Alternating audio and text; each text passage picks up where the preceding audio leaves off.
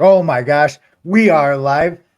This is awesome. This is our webinar two for LinkedIn procurement community. Why? Because this stuff is hard in a community. Having people around you. I use I used the battle buddy reference earlier this week when I was talking with my wife. She's my battle buddy. But that's kind of what this is. Randy and I were talking just a moment ago, like how we're still building out the structure. Where are we most able to add fellow contractors, aspiring contractors, government contractors? Where are we able to help them out the most, right? Like Randy's won $2 billion in contracts, and it's a matter of digesting that process and disseminating in an easy way that's easy to pick up on. And I'm making this up as I go right now. Uh, so I joined Randy's cohort about 3 years ago, thereabouts, and observationally, one of the parts that gets to me the most, the part that has helped me the most, is Randy's communication style, and I find it unique. I'm a LinkedIn top voice. I have the opportunities to see a lot of other people within this space. My entire network is pointed towards government contracting. I have a good idea of what's out there, what's available in terms of this type of content, and nothing is like what we are going to provide here. Nothing is as easy. Well, there again, I can speak for myself, so there's a cognitive bias there, but still, I am willing to confidently claim that this is going to be beneficial in ways no other webinar on government contracting will be for the people lucky enough to attend. Oh my gosh, that's my opener here. I would like to introduce Randy Wimmer. Yeah, hey, no pressure there after after that introduction about all the great and wonderful things that we hope to do. But I have to parrot what you're saying there, Jonathan. There's nothing out there really for small business owners, for aspiring entrepreneurs who are considering this great and wonderful industry. That's why it took me 8 years when I launched my first company. It took me 8 years to get market traction. 8 years, and I just assumed when I decided to launch a federal government contracting company that I would just go take a part-time or an online MBA program that specialized in the federal government, the world's largest customer. There is no close second. There's not a close second at all. It is by far the world's largest customer, and yet there's not a single MBA program out there that specializes in this industry. If you want to get into the automotive industry, go to Chicago Booth. If you want to do the hospitality, you go to Cornell. If you want to do sports medicine, you go to Miami. There's all kinds of different specialized programs for each industry. Nothing, nada for the federal government contracting industry. And it is that glass. There is a ceiling. It's that glass ceiling, but it's knowledge, and you need about that much knowledge in order to be wildly successful in this industry. But that knowledge is hard to come by because there's no educational institution out there. Most of the training programs out there, Shipley, I love Shipley. Shipley is one of the world's best training programs out there. They provide very focused, specific categories of training. But you know what that's for? Those are targeted towards big businesses with deep pockets. And usually they reach out to Shipley when they are going after a multi-billion-dollar deal to help them walk them through that process of doing that multi-billion-dollar bid. So there's the people who are being left behind, small business owners, aspiring entrepreneurs. It's really difficult for them to get the knowledge that they need to be successful in this industry. And this industry, it's you can't say one industry is more important than the other, but this is supporting our country. This is supporting the leader of the free world. And yet somehow, Jonathan, the whole society has turned their back on this industry, and people look down their nose at government contractors. There was a time when Rosie the Riveter was one of the biggest heroes going, because she was a government contractor. She was the one who built these airplanes. It wasn't the government. It wasn't NASA that put a man on the moon. It was industry. It was, Grumman built the rockets. And so it wasn't the Navy that built, more U.S. Navy warships than the whole world combined had, during World War II. it was industry. And now, for whatever reason, we went from 1962 when John F. Kennedy was asking, not what our country could do for you, but what you could do for your country. We went from that to, if you're in the government contracting industry, somehow you're a beltway bandit. You're lesser than. And it is such an unfair negative, connotation to this great and wonderful industry. The the U.S. government is the best customer out there. It always pays, it always delivers, and you can feel good about what you're doing. So that's my kind of interpretation of what it is that we're doing. We're helping people help their country and help themselves by learning about this industry, because it is by far the best industry for first-time entrepreneurs. Oh my gosh. I was active listening there, but something that was popping up in my mind, ignorance is bliss. I believe most people, and I'm not saying ignorance in a bad way, in the Mhm. negative way, because it sounds negative. I'm saying it in a functional way. Most people do not realize that government is like it correct how I'm going to say this, but it's management. It oversees people that are actually building the stuff. Government itself doesn't build it. And you spoke to that with your NASA. NASA didn't build the rocket. They paid people to build. They paid contractors to build the rocket. It is management of the American industrial base.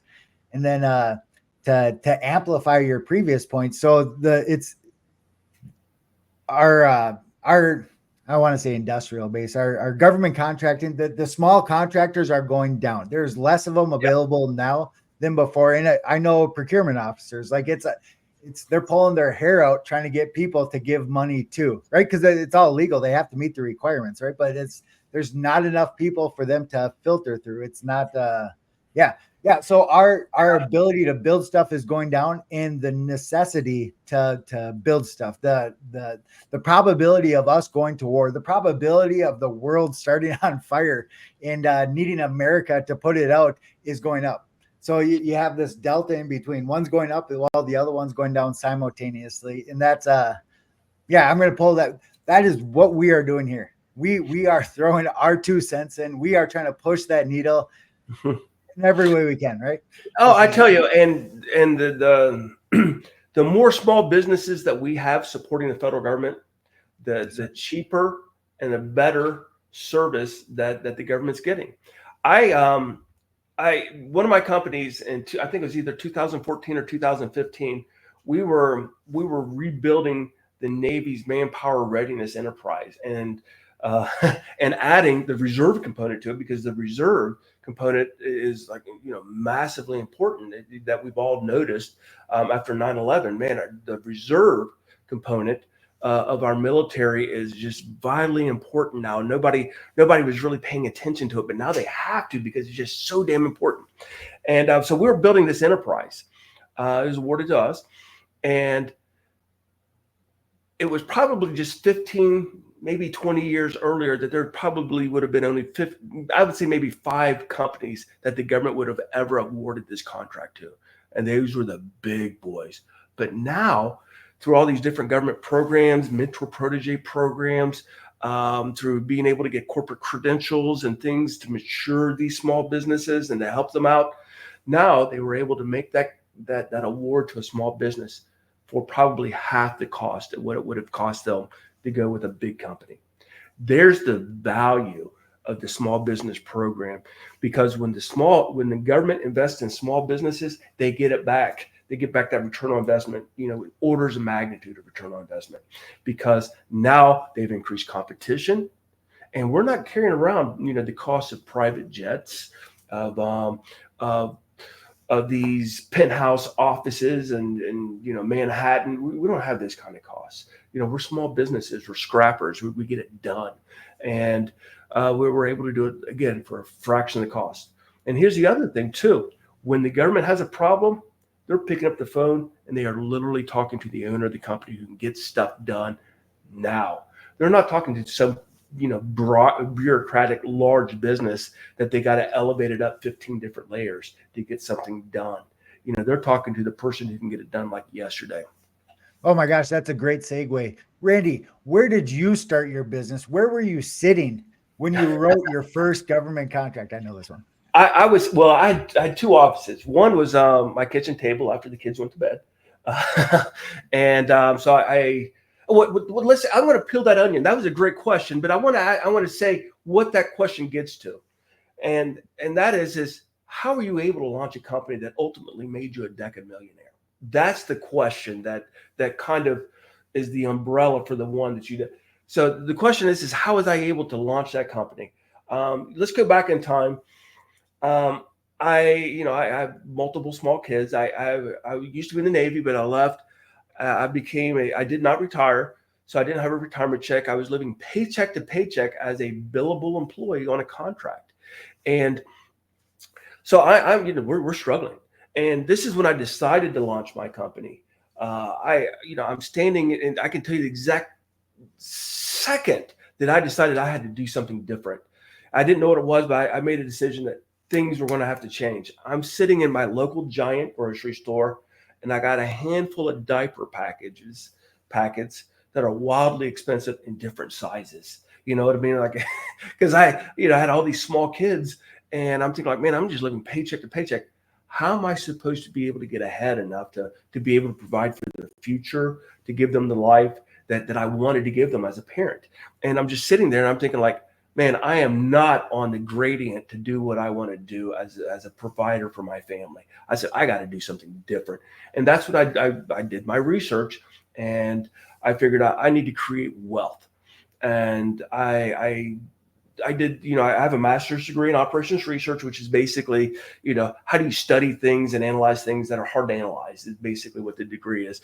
And my analytic project is, hey, what's the surest way for me to create wealth? How do you get rich? And I came down to two things: real estate investment, and the other one was launching a federal government contracting company. And I did both. And I made a hell of a lot more money in federal government contracting than I did in real estate, but that's a good investment too. But in federal government contracting, what enabled me to launch that company was this very, very, very low cost for market penetration. I didn't, people always say, well, what does that really mean, Randy? What is that low cost of market, entry? What does that really mean? Well, it basically means how much is it going to cost you in order to even try to launch a business. And in the federal government contracting industry, it is ridiculously low. For me, it was the cost of a business license, which cost $100 in Virginia. It was the cost of a website, cost of business cards and an email, and a better printer, because I had a pretty crap printer at the time. So I went out there and bought a printer. We're talking about $500-600, and I have fully legal company, SAM.gov registered, had my own website. Had my own email address, had my own business cards. Boom, I'm off to the races. That's what it cost me. It cost me about $500. Now, if I wanted to throw my hat into the fast food restaurant market space, man, it would have been $1 million easy. I'd had to bought a franchise. I would have had to, either rented or bought a building. I'd have had to have had that thing built out. I'd had to have all the equipment, the cooking and cleaning and all that kind of stuff. I had to have all the infrastructure, marketing.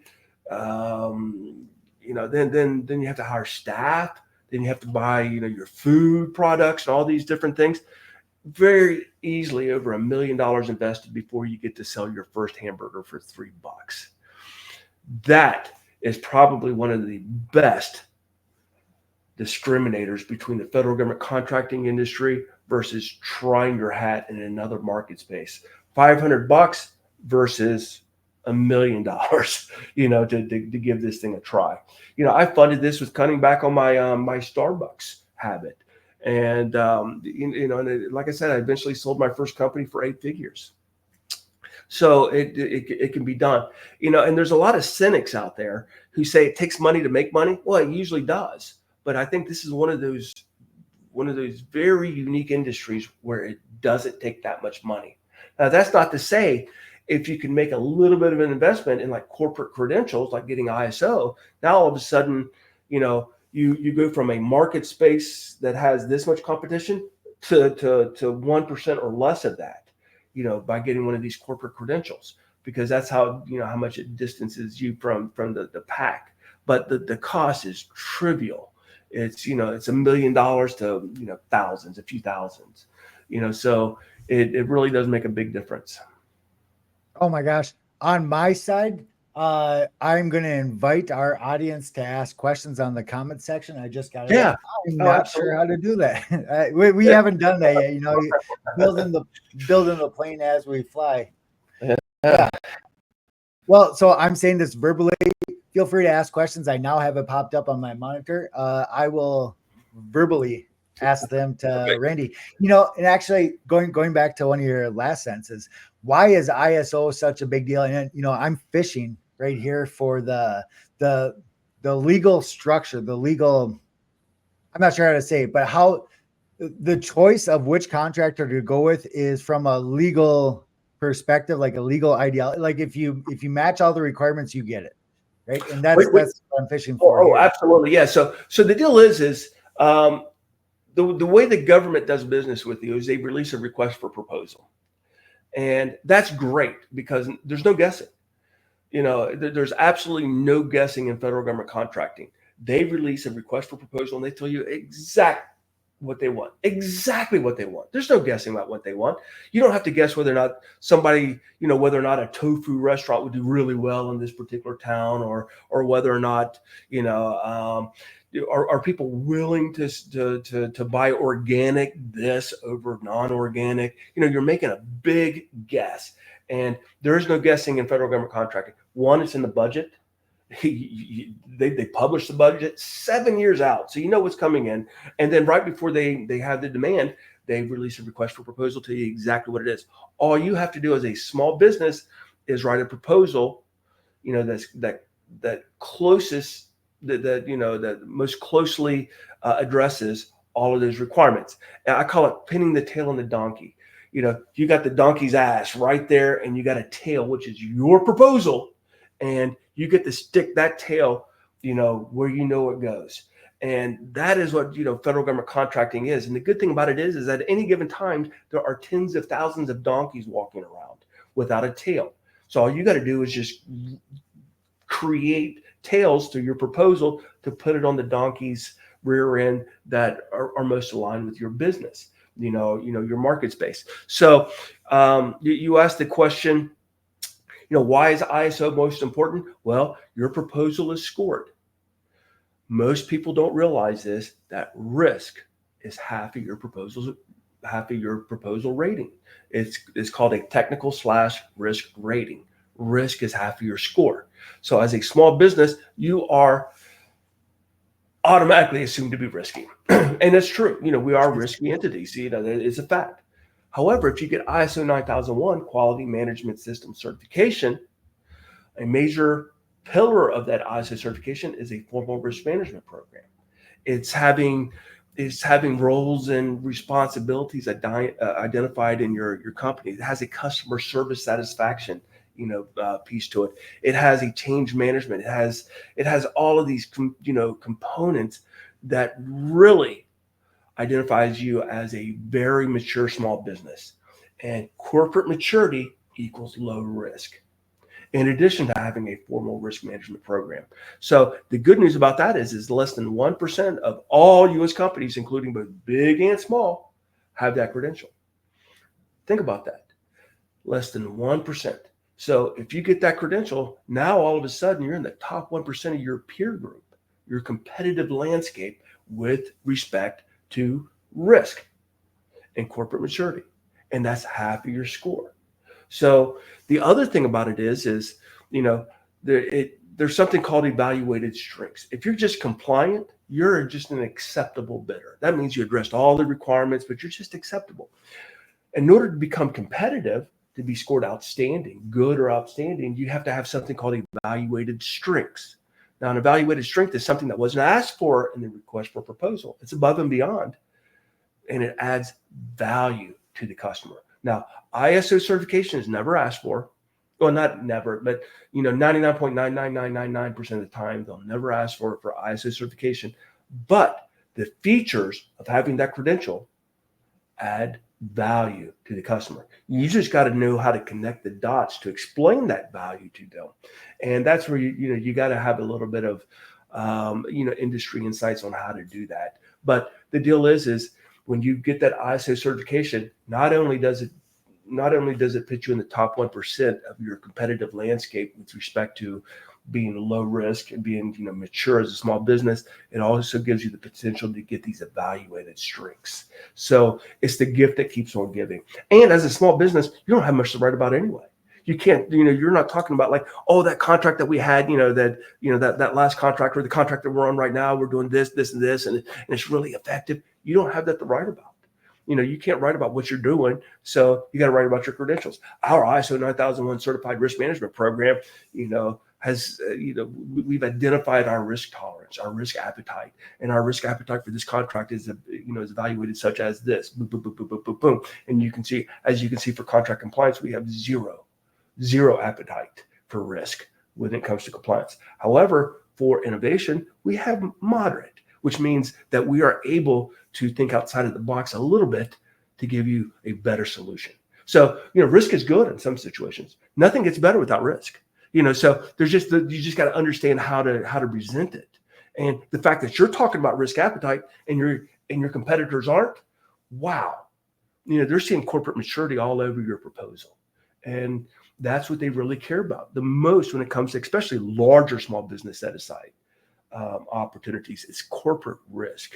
It's, and how mature their bidder is. They just want a viable solution provider at that point. So some that's popping into my head, maybe the theme of what we're doing here is helping out the small guy, right? The small business. Your book I can see in the background there. It's Good Enough Entrepreneur. Right? Yeah, good enough to launch your business. Yeah. Good.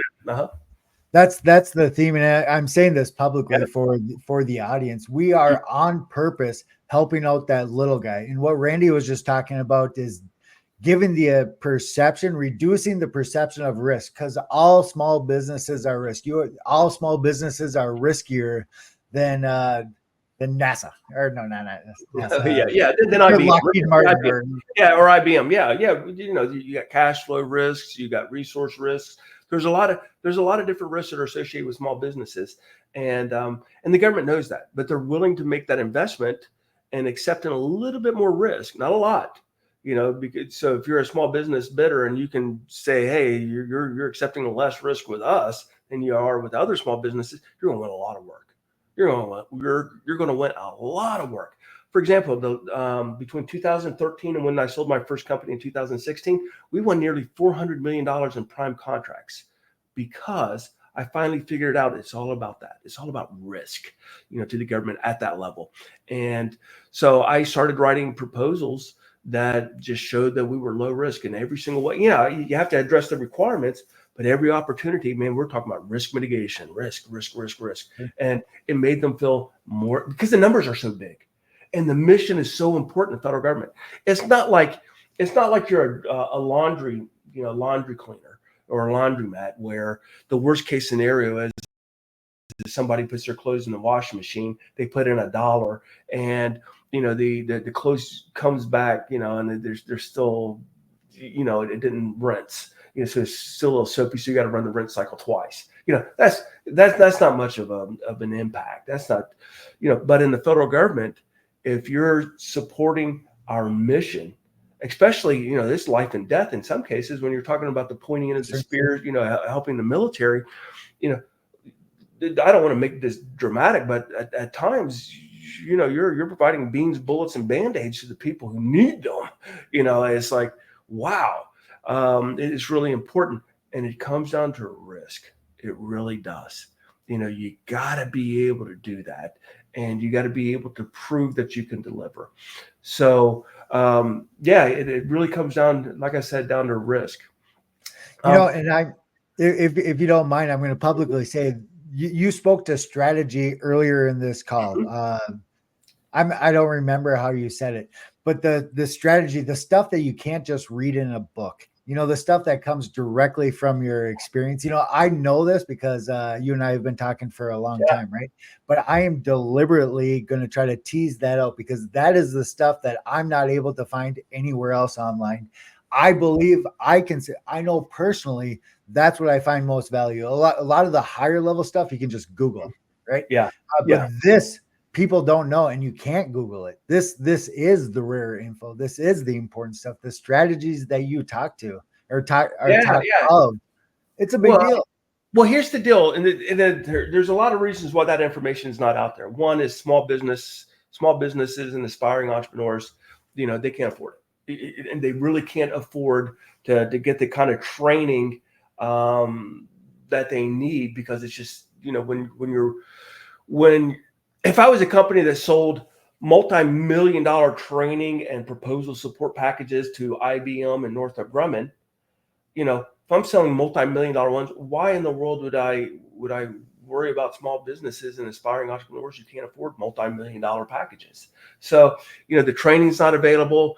And again, I'm going to get a little political here. Our educational system is so liberal that they hate our government. They hate, in many regards, that they literally hate our government. So you're talking about all these business schools that are out there. I don't think it's a mistake that none of them actually focus on the federal government, providing support to the federal government, because they don't like it. They're just, and again, that's just me being political a little bit, and I probably shouldn't do that, but you see these people. Yeah, I mean, you see business programs that focus on literally everything, but not that one. And it's the world's largest customer. And it's like it's a $1 trillion industry, and yet nobody focuses on it. So our educational institutions don't do it. The training providers don't do it because they target bigger pocketed companies. And then the other thing is you go to your local bookstore, you're going to see books written by celebrity CEOs. You're going to see them written by self-help gurus. And then the next popular genre of business and leadership books are written by like special ops people, these green-eyed snake eaters that they talk about leadership, and they get leadership. Believe me, the military is a petri dish for leadership. And those people at the top of their game, as a veteran, believe me, I'm really happy to throw on our side. They're really impressive, but they can't talk about anything. Any one of these groups, the gurus, the self-help gurus, the celebrity CEOs, they have zero insights regarding federal government contracting. I have people in Government Contracting Academy, as you know, Jonathan, Harvard MBAs, Wharton MBAs, MIT graduates, Stanford, Oxford. We've had some of the most exquisitely educated people in business, and they're in Government Contracting Academy because there's about that much difference in federal government contracting than there is in any other industry. So that Harvard MBA is not giving anybody a competitive advantage over anybody else. And there's opportunities. So if you didn't go to Harvard, business school, if you didn't go to the Wharton Business School, you didn't go to MIT or Stanford Graduate School, it doesn't matter in the federal government contracting market space, because that education did not give them a competitive advantage over you, because there's that much information that's totally unique that you have to have. And the people with that education, I could teach my 16-year-old son this much information, and they would have a competitive advantage over a Harvard MBA because of that much information. So it's the great equalizer. If you're willing to commit to learn that, you are going to be more knowledgeable than anybody else in the market space. And that's that. Go ahead. No. And I think that's the great equalizer. So if you didn't have those opportunities, when you were growing up at these, then this is the way to get ahead fast. It's very similar to what I told I had a little sister who was interested in technology, and I encouraged her to get into Oracle development. Why? Because, it was changing so rapidly, back in the day that, you could learn and be a junior Oracle developer on day one, but in 3 years it had changed so much. And if you stayed up with it, you were a senior one in 3 years, and you were making 6-digit salaries. It didn't matter whether or not you went to Carnegie Mellon, Berkeley, or MIT. If you had that much skill set and you stayed with it for 3 years, you were going to be a senior Oracle developer making big time money. And it's the same way with federal government contracting. You learn this much right here. you've just outcompeted, outlearned everybody else to what you really need to know to be successful in this industry. Oh my gosh. Um, so I'm doing promotional videos and promotional articles to build up, per week for each one of these episodes. And I'd like to state publicly, Randy doesn't see any of those beforehand. Like I am posting this independently. So he doesn't know what I'm posting until it's already posted, right? And what I emphasized this week was grit. And I believe you touched on that a little bit. Grit. If you're willing to, I described it like a carpenter. If you're willing to smash your fingers a few times, you'll learn how to swing a hammer. And as a boxing coach, I recommend you plan on smashing your fingers. Like lower that bar a little bit, smash your fingers, and then get up and do it again anyway. With government contracting, you just spoke to that. It really is. If you have the guts, if you have the willpower, the grit to smash your fingers, you'll get it. You'll get it. Like it's not like the commercial market. Like this one, you can do it. Everybody watching this call, you can do it. There's nothing except willpower stopping you from doing it. Yeah, that is so true.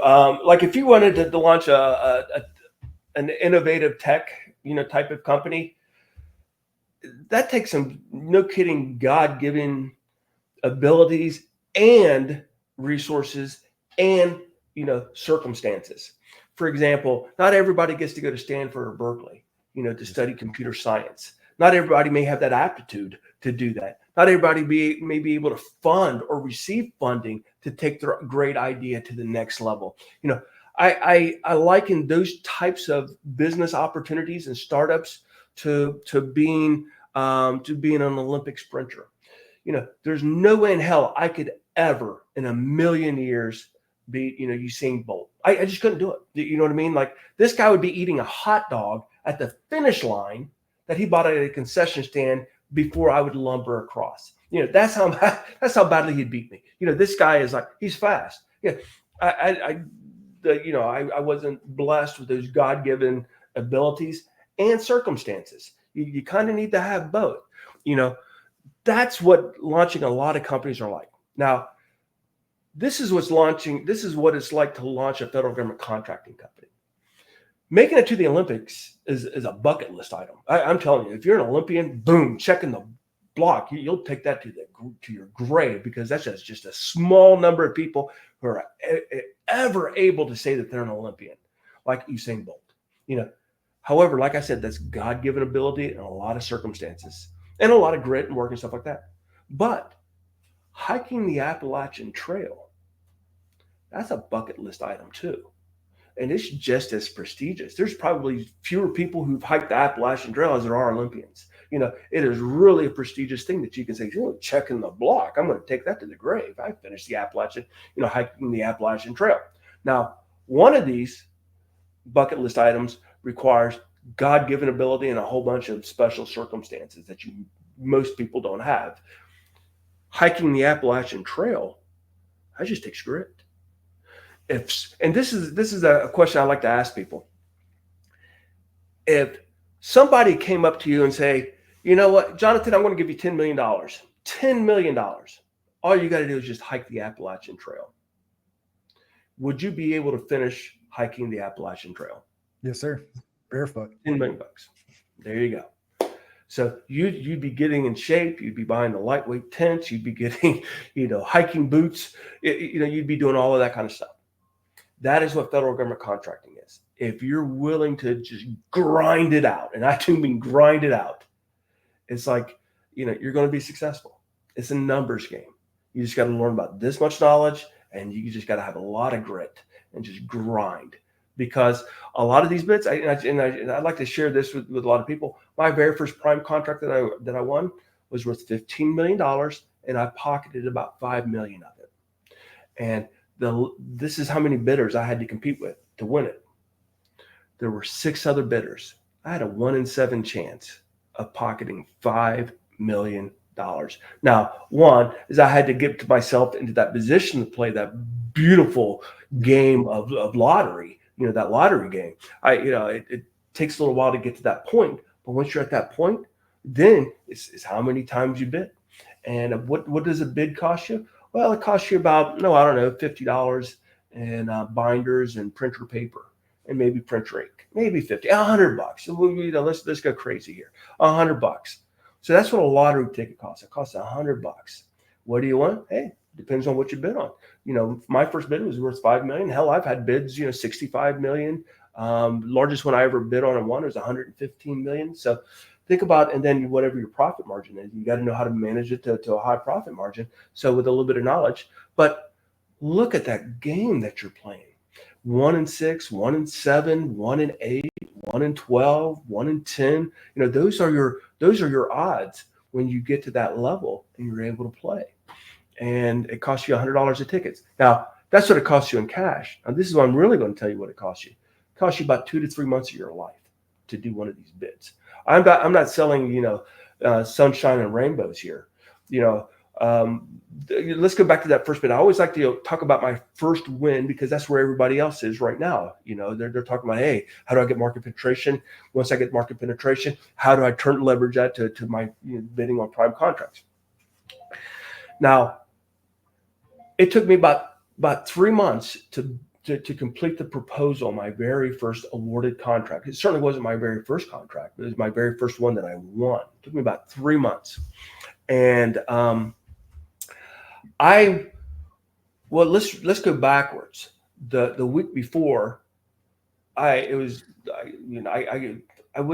can't say that you didn't sleep in 7 days, but I didn't sleep at night in 7 days. I would go until I literally collapsed, and then I would sleep for a couple hours, and I'd wake up and I'd go until I literally collapsed, putting it all together and polishing it and, doing all this kind of stuff. So for the week before it went in, it was continuous, nonstop, literally nonstop.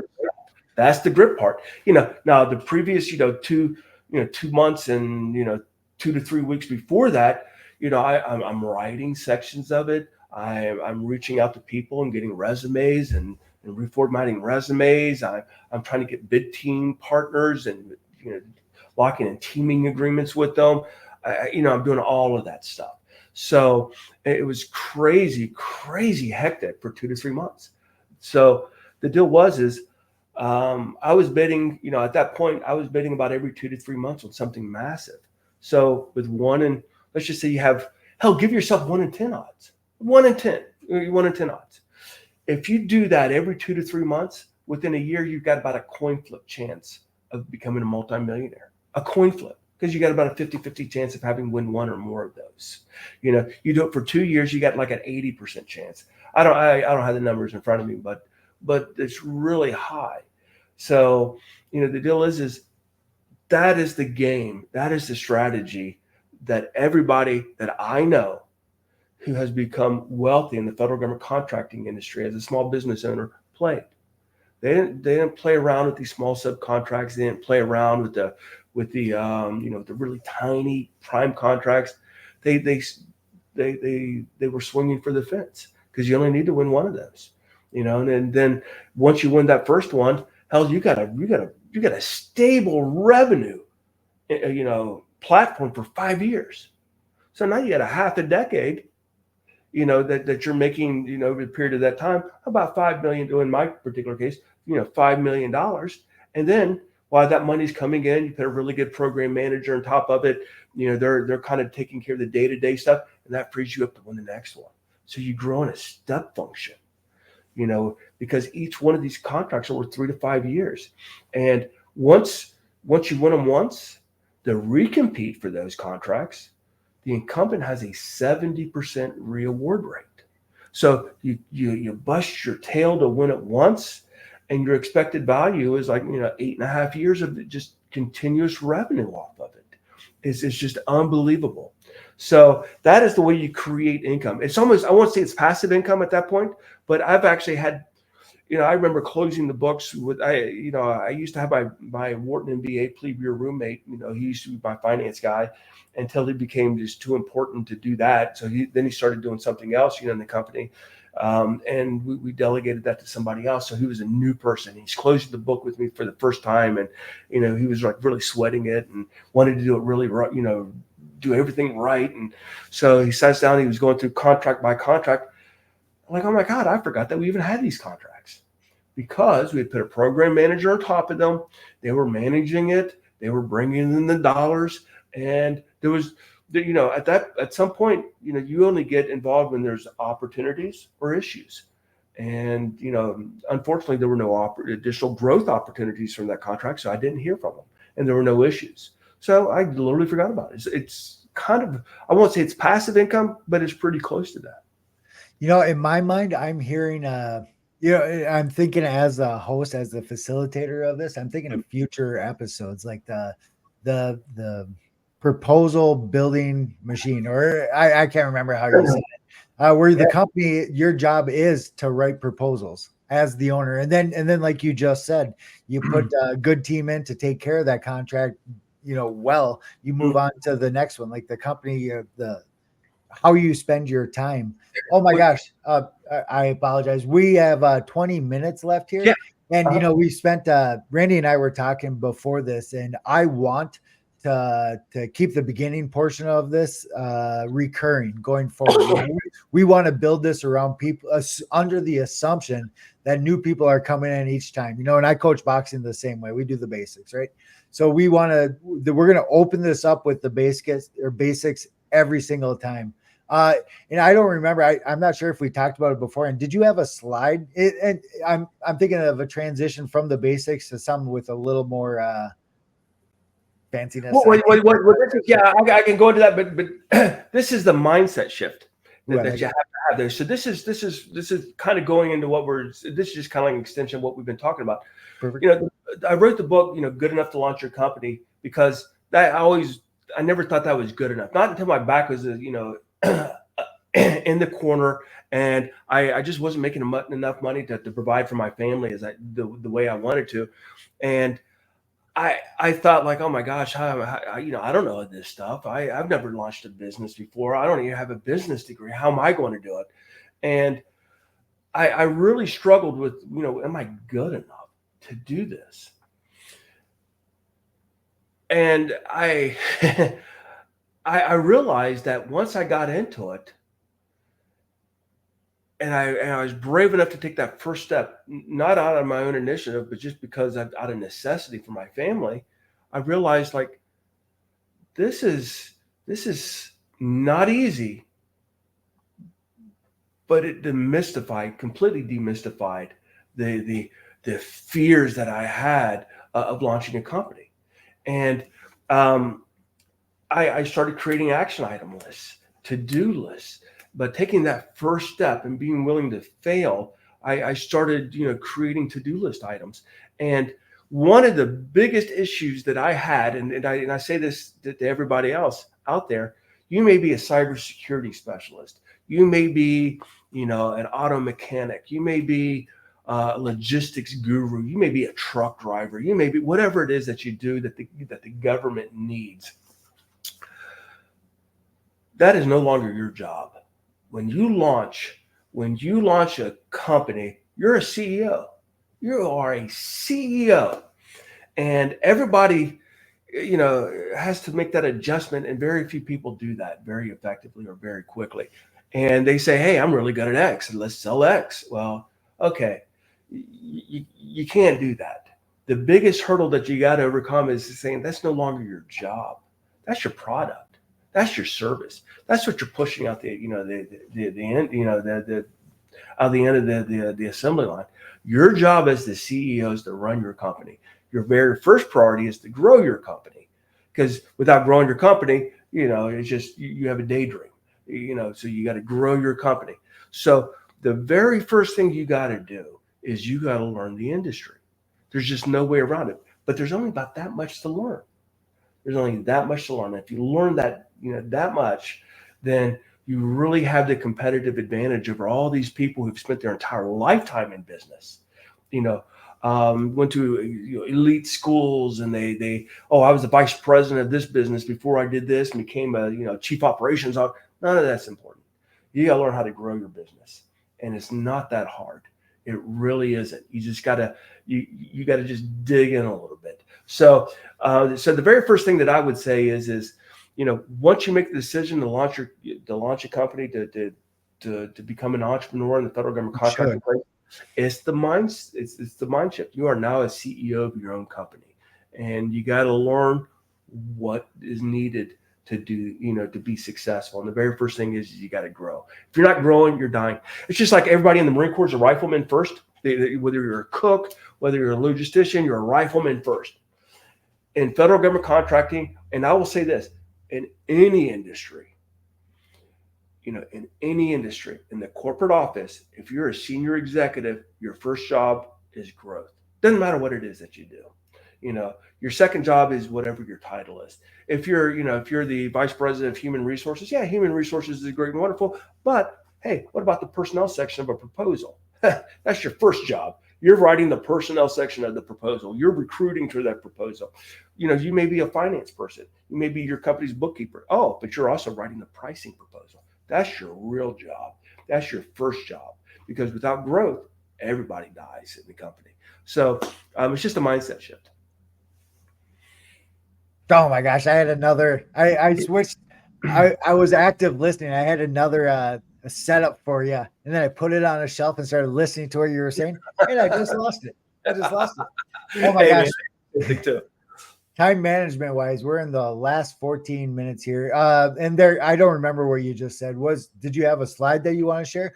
Or this is episode 2. I personally like obligation. No, not the right word. I was telling Randy before this started, my spidey sense is pointing me towards the direction of building up people to come and do this, and I'm predisposed as a boxing coach, convincing people to get into the ring. That's the mentality. That's the perspective I'm preaching this with. Like, I feel those on the fence. Now is the time. Now is the time to get in the ring. It is not, it's never been better. It is never. Oh my gosh, I just remembered taking that off the shelf. Randy, did you have a show like this to help you out when you were sitting at your family table? No, I didn't. I have anything like this. So this is how I learned it. One, it took me 8 years to figure it out. It really took me a lot longer to really figure it out, where I'm like, instead of like creating income, to flip that into creating wealth. It took me, longer than 8 years to figure out how to do that. But the way I had to do it is because there was no training or educational programs out there, is I took jobs that where I learned, through on the job training on how to do, certain things. I was in wargaming of all things with a company, called Unisys, and I was helping an executive in a corporate office, do this in my spare time. So I was working my full day, and then I was helping this guy do business development work, because I told him, I said, hey, I need to, I got to make this a career. I got to learn how to do the industry. I got to do the business part of this thing, not just the wargaming, because your salary's capped. If you're doing to do that work, I wanted to make a hell of a lot more money than that. So I started helping him out at night. And then I left that company. And as soon as I left, this is hilarious. As soon as I left that company to get out from that contract, because they never would allow me to go to the corporate office. But as soon as I left, they said, hey, Randy, now, we got this great job that we'd like to offer you in the corporate office. I'm thinking like, well, why didn't you do that on Friday? Because this is a Monday. My last day was on a Friday, and I show up on a Monday. He says, well, we couldn't take you away from a client who liked you. But since you left, you're no longer an employee of Unisys, and we can hire you for another position. So I'm thinking like, are you kidding me? So it took me a couple months, because I took a pay raise when I left that they didn't want to give me to go back to the corporate office. But we finally negotiated that in, and I got there. And that's when I got into the business development side and the proposal writing side of the house. I learned that. And then from there, I learned how to lead a large business, like a business sector, with another company. And then at that point, and that's where I'm learning the contract management, the business piece of it. And then I thought like, well, hey, if I'm going to be a small business owner, I better learn how a small business operates. And then I took a job with a small business. So it took me 3 jobs to learn enough in order for me to feel confident enough to try it again. And And that's not to say I wasn't trying every single day. I was trying, but success didn't happen until I actually had that third job and kind of learned enough to where that happened. And then I had a whole lot of luck. So that's how that's how I learned at least enough to get started. And then once I kind of got my first subcontract, it was me, one person subcontract. I had that for 3 years, but again, I didn't know enough to really truly be successful in this industry. And my subcontract ultimately ended. And now I've got no income coming in. I've got, no contracts, and, like I'm terrified. So when I relaunched my company in 2010, I used a business framework, and I took a business framework that existed and I modified the heck out of it to make sense for me for business. I mean for entrepreneurship, and I call it the Daddy framework. And that Daddy framework walks you through the process of launching a successful small business.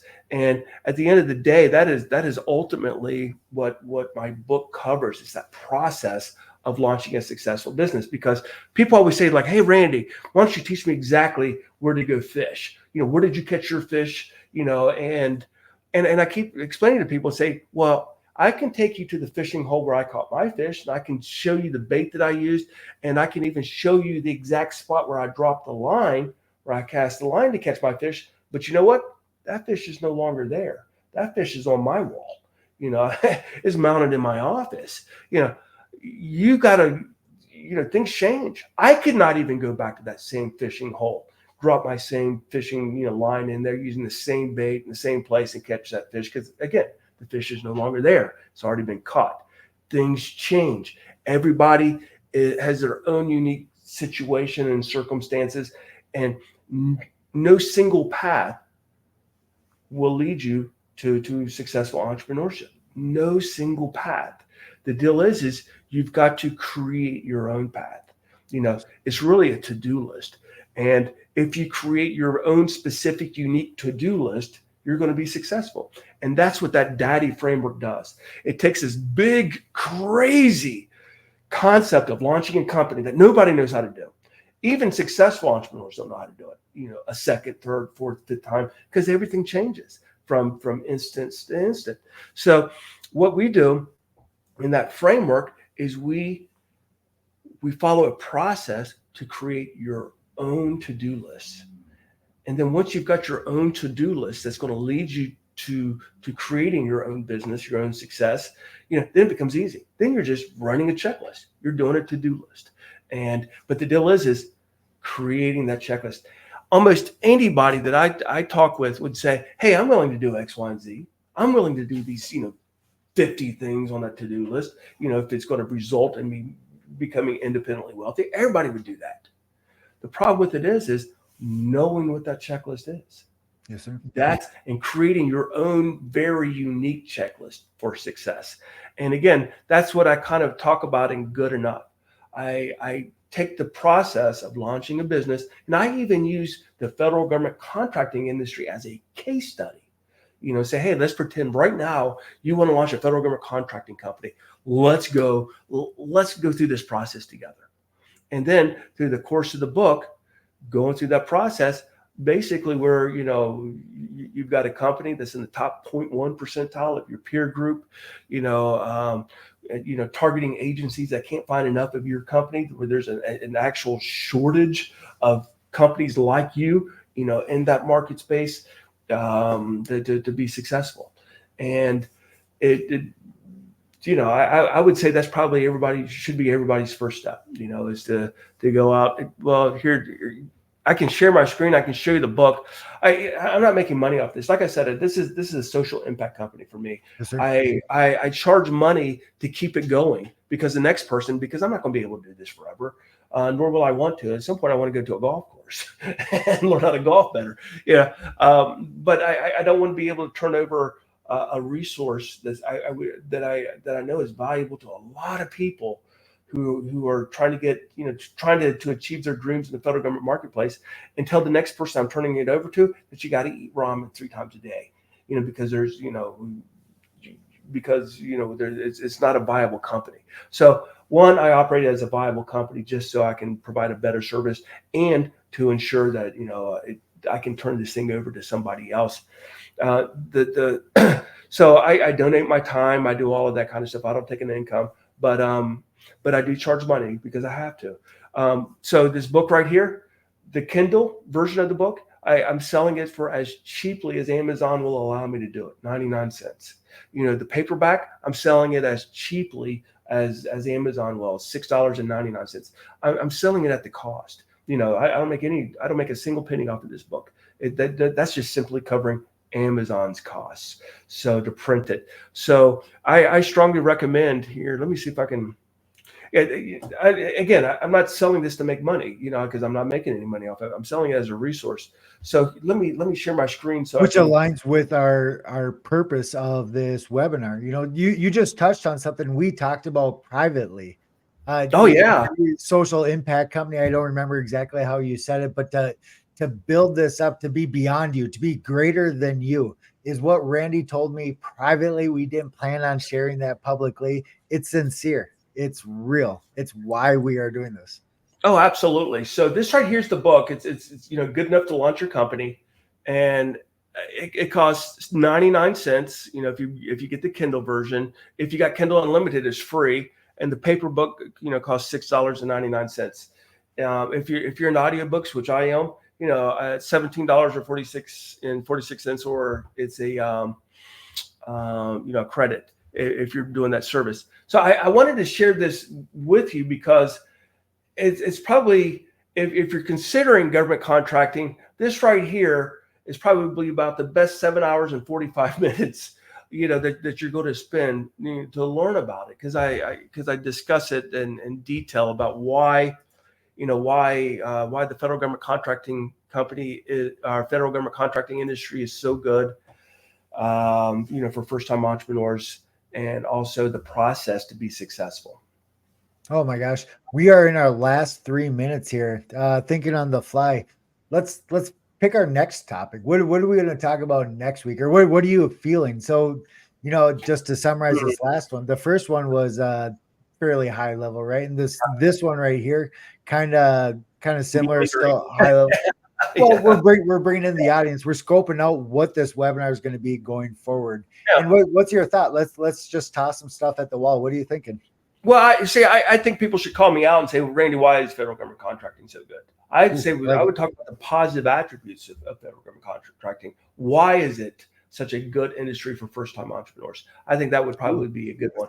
And we can talk about the small business set-aside program. We can talk about, issues like that, and all the values that offers first-time entrepreneurs. Oh my gosh. And you just spoke, I'm probably going to say the same thing a different way.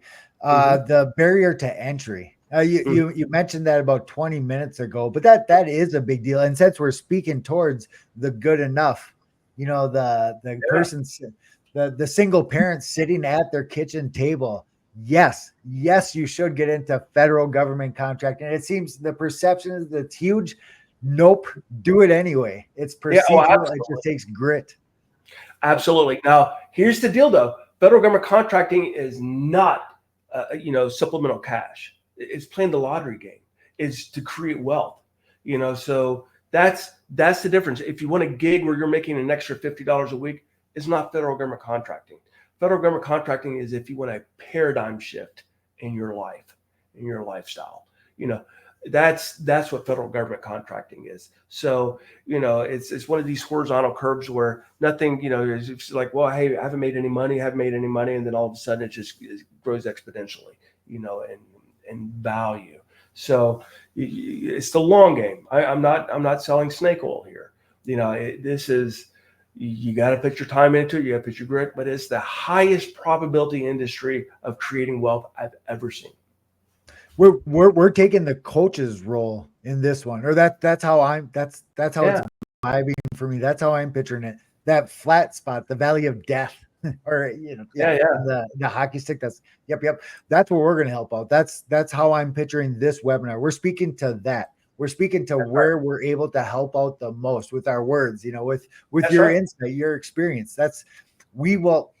Yeah. I'm now, I'm a visual thinker. I'm going back to the battle buddy. If you fall, we'll pick you up. Yeah. So the deal is, I make myself available because this is what I do. I try to help aspiring entrepreneurs. You can go to gcacampus.com. You can go to governmentcontractingacademy.com, and you can get my contact information. I'll share my personal one with everybody. It's randy.wimmer@gmail.com. That's probably the easiest one for people to remember. And that's where all my business accounts, dump anyway. So if you want to reach out, you got a personal question or a specific question or something like that you want to ask, directly to me, hey, just shoot me an email, randy.wimmer@gmail.com. Love to hear from you.